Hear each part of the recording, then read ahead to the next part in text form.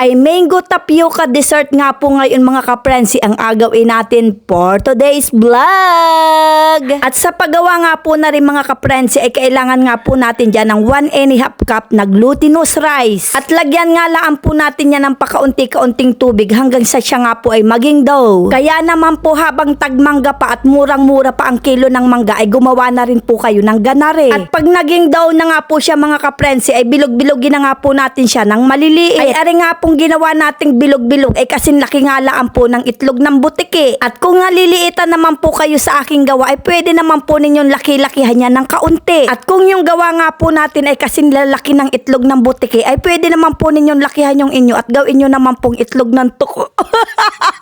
Ay sabi ko nga po sa inyo, this is my cook, this is my rules.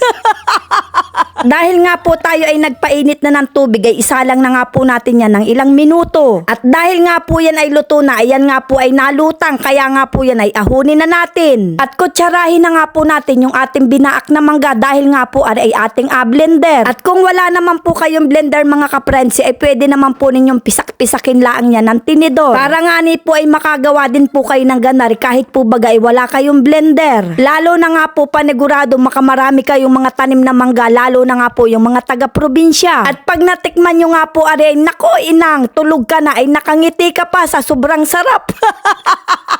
Ay baka sabihin ninyo ako'y nagabulaan na naman, ay nako ay porbahe nga ni ng magkatistingan ay ha.